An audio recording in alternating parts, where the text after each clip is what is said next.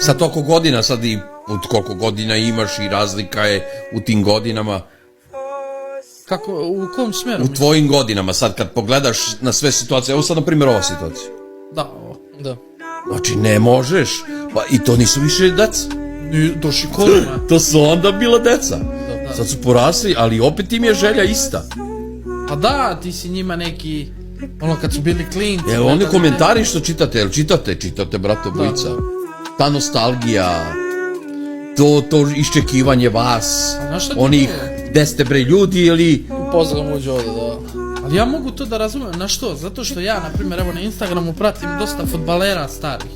Ja sam igrao fudbal i, na primjer, ja volim Denisa Bergkampa, Zidana, ne znam, i tako dalje. I ti sad, na primjer, kad oni naprave onu revijalnu utakmicu neku, iako ne mogu da idu i to, želiš da ga vidiš kako igra fudbal, znaš. Da. I nisi toliko više fan njegove ekstrema, znaš. Da. Se sjećaš kad si imao 12 godina. Ali si rastu uz njega. Da, rasto si i ostao ti je kao neka figura velika, ne znam.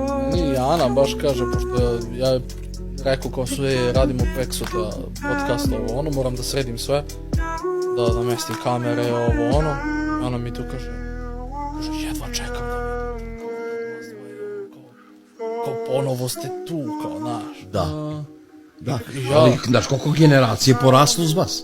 Da, pa mislim uz nas generalno, znači nije, ti jesi stariji.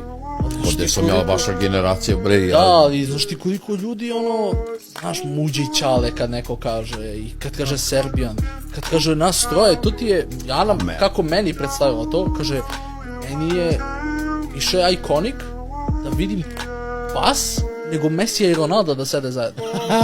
Znaš, ali pazi, meni je asocijacija na vas dvojicu, konkretno. Pazi, meni, starijem čovjeku. Da. Ako kaže muđa, odmah je sledeće njegovo ime. Ako kažem njegovo ime, odmah je sledeće muđa. Da. Zato što ste tu bili stalno vas dvoje.